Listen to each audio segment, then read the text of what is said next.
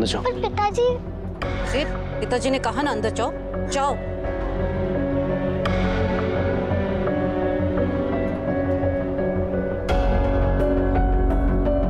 बड़ों को बात करने दो, तुम अंदर जाओ। यशो,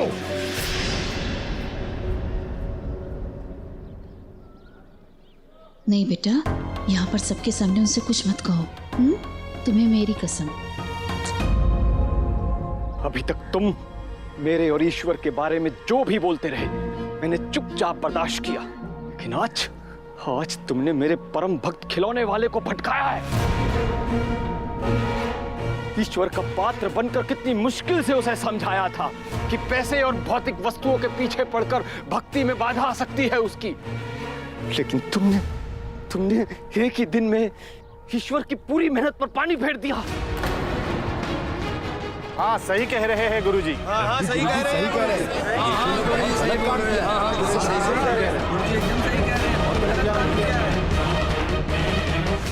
शायद तुम्हारी माँ ने तुम्हें गलत रास्ता दिखाया, इसीलिए तुमने ये सब किया। लेकिन अब बहुत हो गया। अब मैं अपने भक्तों को भक्ति के रास्ते से भटकने नहीं दूंगा।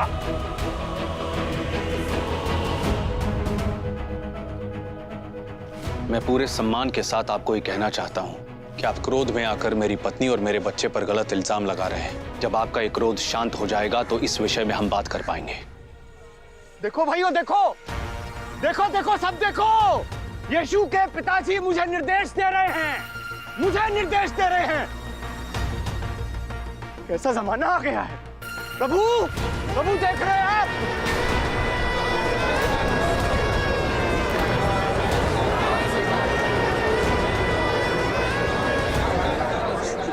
रवि गुरुजी, हमारा पूरा परिवार आपका बहुत आदर करता है। ये जो कुछ भी हुआ है ये किसी गलत सहमी के कारण हुआ है। मैं आपको ये आश्वासन देती हूँ, भविष्य में आपको मेरे परिवार की तरफ से कोई शिकायत का मौका नहीं मिलेगा। अरे भविष्य की बात तो बाद में करेंगे, लेकिन वर्तमान का क्या?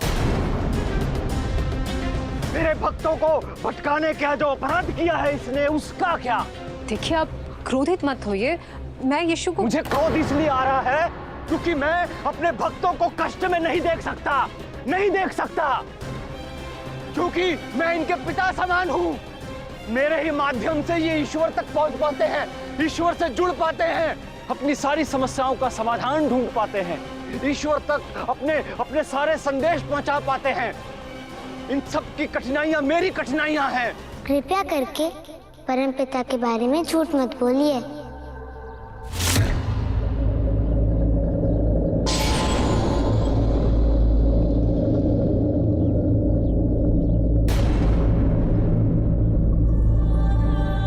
परमपिता परमेश्वर तो खीरे के अंदर आते हैं माँ, वो भी मेरे अपनों में शामिल है।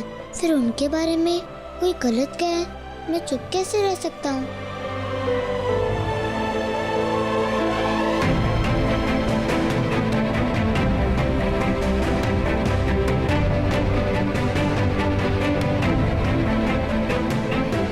परमपिता परमेश्वर से जुड़ने के लिए किसी माध्यम की जरूरत नहीं है। वे हम सबकी प्रार्थना सुनते हैं, इसलिए आप उनके बारे में झूठ मत बोलिए।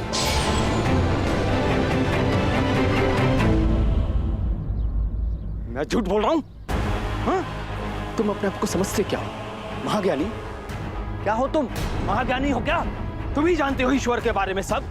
मैंने जो सीखा है वही बता रहा हूँ। होता वही है जो परमपिता की मर्जी होती है, और अगर हमारी आस्था सच्ची होगी तो परमपिता हमारी जरूर मदद करेंगे, क्योंकि सिर्फ वही है जो चाहे तो सब कुछ ठीक कर सकते हैं।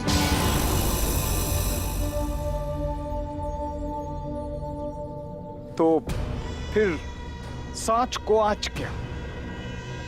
आज सबको पता चल जाने दो कि क्या सच है और क्या झूठ। तुम्हारा कहना है कि अगर इंसान की आस्था सच्ची हो तो ईश्वर किसी की भी प्रार्थना सुन लेता है, हैं?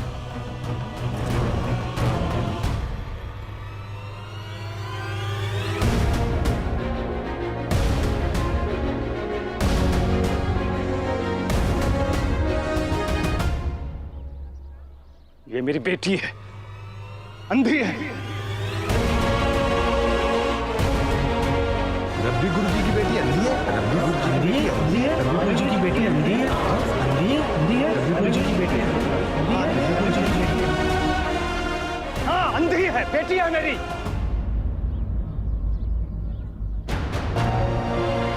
उस लड़की ने तो हद ही कर दी।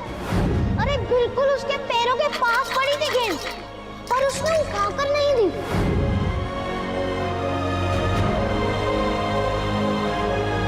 तुम मेरी अंधी बेटी नीमा के लिए ईश्वर से प्रार्थना करो कि उसकी आंखें लौटा दें। करो।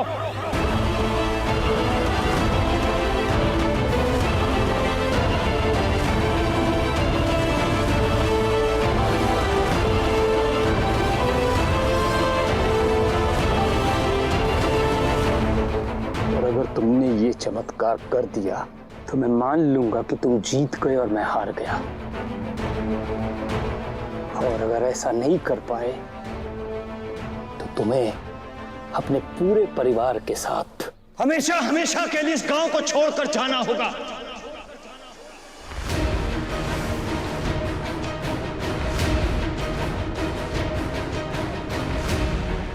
बोलो, मंजूर है ये शर्त?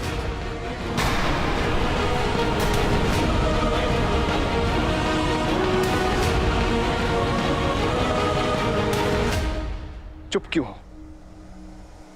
जवाब दो, तुम्हें मेरी शर्त मंजूर है या नहीं? रब्बी गुरुजी, आप ये क्या कह रहे हैं? बहुत ज्ञानी है ना तुम्हारा बेटा। मैं जानना चाहता हूं उससे कि शर्त के बारे में उसका क्या कहना है।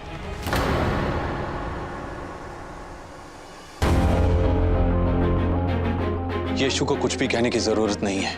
और ये क्या कह रहे हैं आप? कैसा न्याय है ये? आप एक छोटे से बच्चे से ये कह रहे हैं कि वो एक नेत्रहीन की दृष्टि वापस लौटाए? देखा देखा आप लोगों ने? मैंने आप सब लोगों से यही कहा है कि अगर यीशु ने मुझे गलत साबित कर दिया तो मैं अपनी हार मान लूंगा, लेकिन ऐसा होगा नहीं, क्योंकि ईश्वर के प्रति मेरी भक्ति सच्ची है। ईश्वर ने मुझे खुद चुना है, मेरे मन में कोई मैल नहीं है। लेकिन डर रहे हैं, ये लोग डर रहे हैं मेरी शर्त मानने में, क्योंकि इनके मन में खोट है इन लोगों के मन में।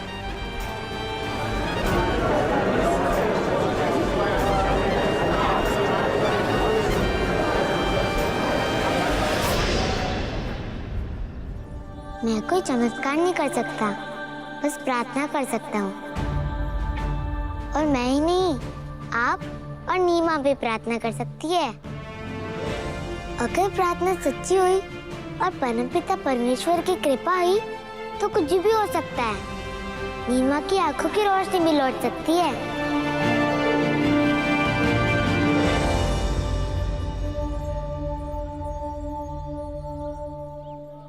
कर ली, यीशु ने शर्त मंजूर कर ली। नहीं, ऐसी कोई बात नहीं है। यीशु ने शर्त मानने की कोई बात ही नहीं की है। अरे लेकिन इसने अभी कहा है, तो इसका मतलब तो यही है ना कि इसने हमारी शर्त मंजूर कर ली। सुना ना सब लोगों ने? हाँ सही कह रहे हैं गुरुजी। अभी तो मंजूर की। हाँ, हमारे सामने मंजूर की है। हाँ सही कह रहे हैं। सही कह रहे हैं।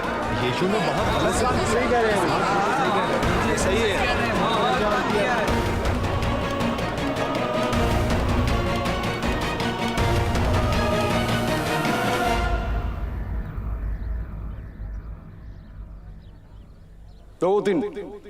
दो दिन है तुम्हारे पास। या तो मेरी बेटी नीमा की आंखों की रोशनी वापस लाओ, या इस गांव को हमेशा के लिए छोड़ के चले जाओ।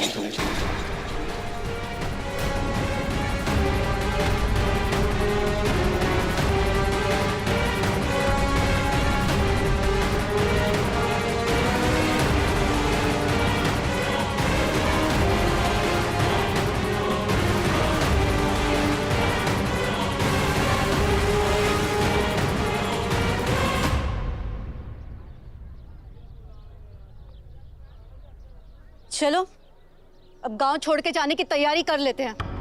बांध लेती हूँ सामान जा करके। ये तुम क्या कह रही हो मारिया? यीशु की इसमें क्या गलती है? वो तो रब्बी गुरुजी।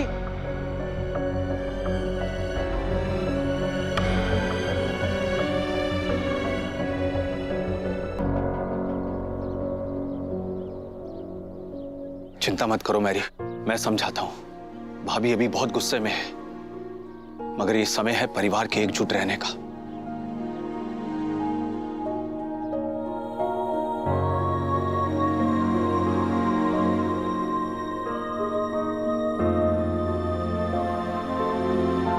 क्या मैंने कुछ गलत किया? नहीं बेटा, तुमने कुछ गलत नहीं किया। बस ये सभी लोग, छोड़ो, हम इसके बारे में बाद में बात करते हैं। चलो।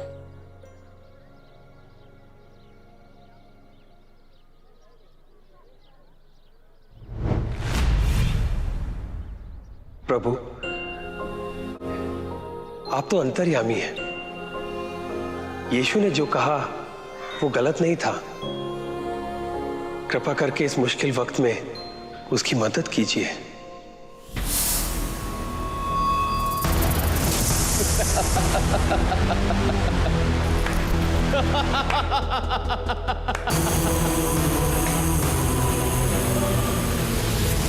बहुत बड़ा शातिर निकला रब्बी गुरु। वादा है तुमसे, तुम्हें मरने के बाद बहुत ही खास जगह दूंगा तुम्हें। यीशु के साथ दिलचस्प खेल खेल कर तुमने शैतान का दिल जीत लिया।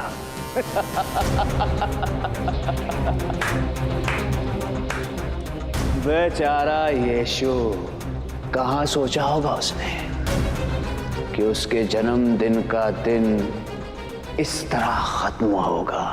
बहुत बड़ी गलतफहमी है तुम्हें ईश्वर, कि वही होता है जो तुम चाहते हो। नहीं, अब देखना तुम, वो होगा जो शैतान चाहता है। किस तरह अपनी उंगलियों से मैं एक एक करके सारी कठपुतलियों को नचाता हूं।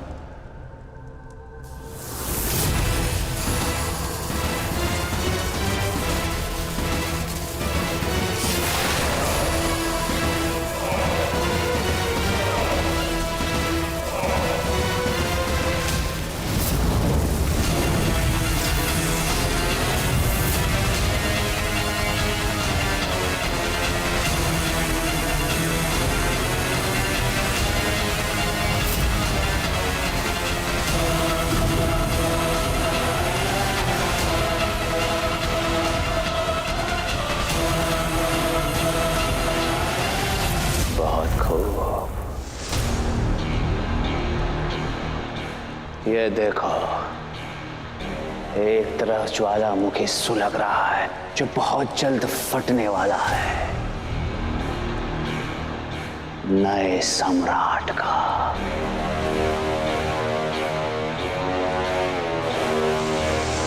और दूसरी तरफ फैलने वाली है रब्बी गुरु के गुस्से की आग।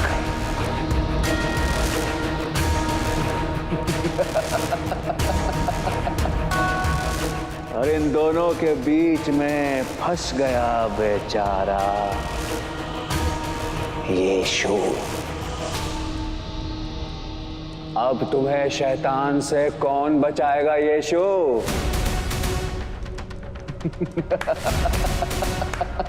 अब तुम्हें शैतान से कौन बचाएगा यीशु?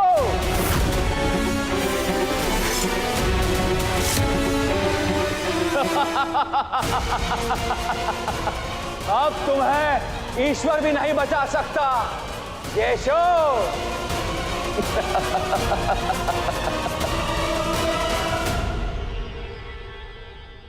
हे परमपिता परमेश्वर, आज मेरे और रब्बी गुरु जी के बीच जो कुछ हुआ उसकी वजह से माँ, पिताजी और घर के सारे लोग चिंतित हैं। सब यही सोच रहे हैं कि अगले 2 दिनों में क्या होने वाला है। लोग मेरे कारण दुखी हो, ये मैं बिल्कुल नहीं चाहता। मैं तो सबकी चिंता दूर करना चाहता हूँ, लेकिन मैं क्या करूँ? मुझे कुछ नहीं मालूम, और आपको तो सब मालूम है। तो कृपया करके सब ठीक कर दीजिए।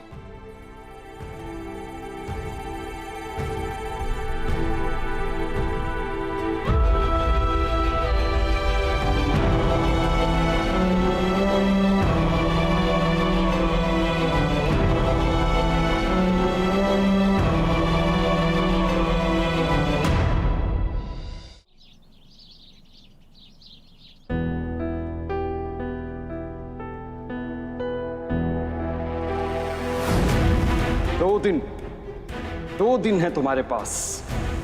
या तो मेरी बेटी नीमा की आंखों की रोशनी वापस लाओ, या इस गांव को हमेशा हमेशा के लिए छोड़ के चले जाओ।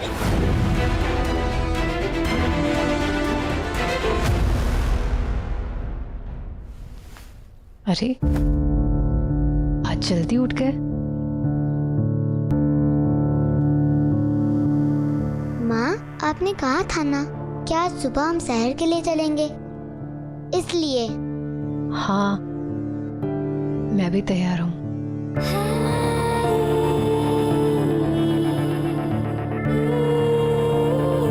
चलो।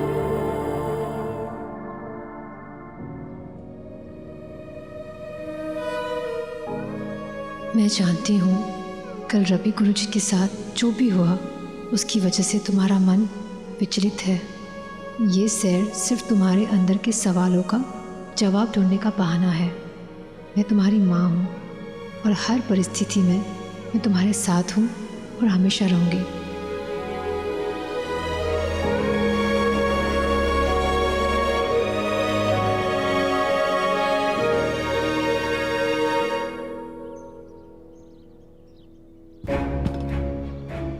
ये कागज संभाल के रखो।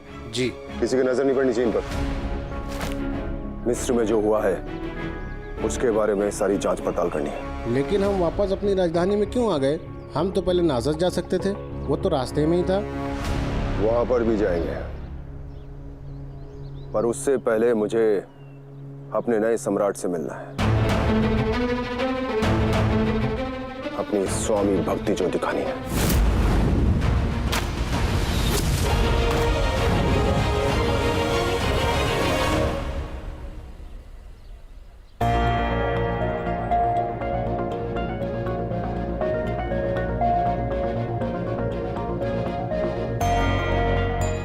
माँ, कल जो भी हुआ उसे देखकर ऐसा लग रहा है जैसे रब्बी गुरुजी के साथ साथ पूरा गांव मुझसे नाराज है।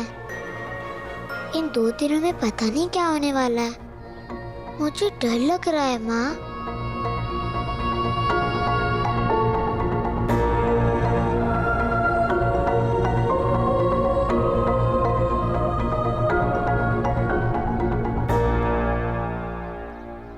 आओ, देखो इस पौधे को, कितना छोटा और प्यारा है ना, जो इन कटीली झाड़ियों के बीच फंसा हुआ है। क्या इसे डर नहीं लगा होगा कि अगर इन कटीली झाड़ियों ने इसे आगे बढ़ने से रोक दिया तो? लेकिन जरा देखो, कितने सुंदर और प्यारे फूल खिले हैं इस पौधे में, है ना? पता है क्यों? क्योंकि इस पौधे ने अपने डर को खुद के विश्वास से आगे बढ़ने नहीं दिया।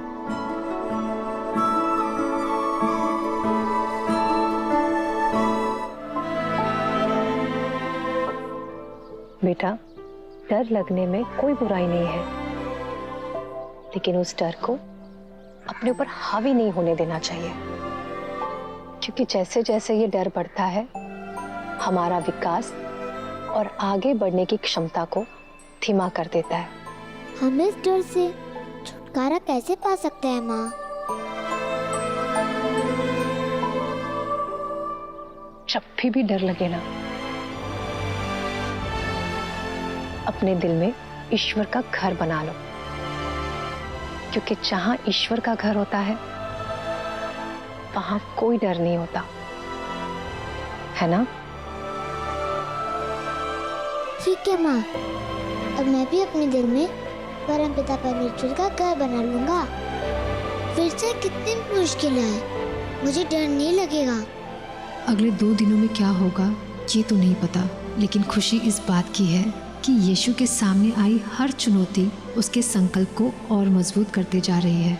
आपकी संतान संसार का मसीहा बनने की तरफ धीरे धीरे अपने कदम बढ़ा रहा है। उसकी उंगली थामे रखिएगा प्रभु।